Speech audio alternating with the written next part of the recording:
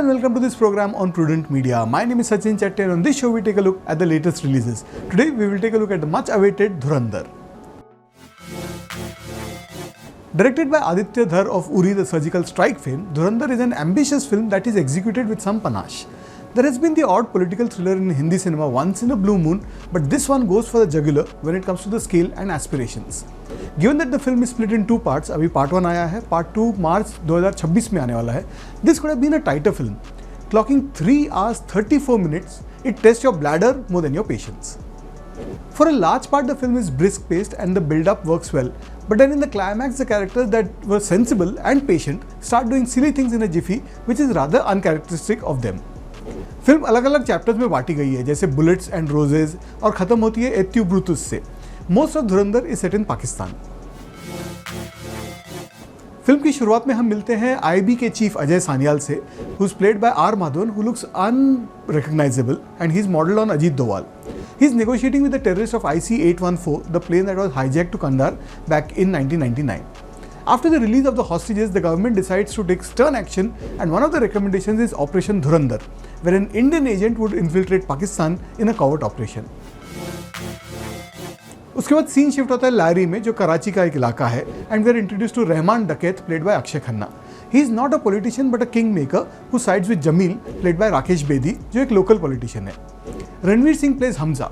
He wins the trust of Rahman, becomes his henchman and is in for the long haul.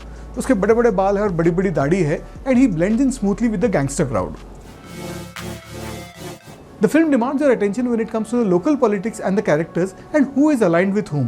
कौन किसके साथ है, कौन किसके साथ धोखा कर रहा है, ये आपको एकदम ध्यान से फॉलो करना पड़ता है. Jamil, being a typical politician, is only hungry for power. All alliances for him are temporary. Arjun Rampal plays an ISI chief who wants to bleed India with 1,000 cuts, और उसका एक जो दांत है वो सोने का होता है. फिल्म में एक टॉर्चर सीन है और मेरे बाजू में दो बंदे बैठे थे. वो सीन देख के वो इतना डर गए कि उनकी भी थोड़ी सी हालत खराब हो गई. Sanjay Dutt plays SP Aslam, a tainted cop who, like Frank Sinatra, likes to do it his way, although Aslam's ways involve a gun and lots of bullets. You have to keep up with the double crossing and who is siding with whom. There is not much spoon feeding here, and that helps. The spoon feeding though is saved for the end. The romance could have easily been done away with, but then how would we have those romantic songs? Hamza falls for Jamil's daughter played by Sara Arjun, and let's say it is a bit romantically challenging. At one point she says कि वो coaching class के लिए जा रही है, वो इतनी young है. There is also a reference to her being 19 and he being 32. Now real life में रणवीर 40 साल का है, so let's just say that the romance looks a bit odd. मुझे लगा वो उसे career guidance देगा, but instead he falls in love with her. Speaking of songs, there are plenty of old ones जो पुराने गाने उन्हें रिहाइश किया गया है, जैसे रंबा हो या पिया तू अब तो आजा, दम मारो दम, फिर हसन जहांगीर का एक गाना था हवा हवा, फिर गुलाम अली साहब की वो फेमस गज़ल चुपके चुपके रात दिन जो निकाह में भी यूज़ हुई थी, और रोशन साहब की वो बड़ी अच्छी कवाली जो बरसात की एक रात में थी, वो भी इस फिल्म में है. But my favorite was the shootout, which is set to Ramba Ho. Given that there are several real life incidents integrated in the story, जैसे कि पार्लियामेंट टेररिस्ट अटैक, 26/11 का Mumbai attack, it's hard to sift fact from fiction. At one point, with a red background and text and audio, the actual conversation between the handlers in Pakistan and the terrorists involved with the 26/11 attack is played out. That device works more effectively than showing elaborate visuals of something that we already know and we have seen in movies. The film is very well packaged, whether it is the sets, cinematography or action. The actors have done well, particularly the supporting cast of R. Madhavan and Rakesh Bedi, who has a meatier role.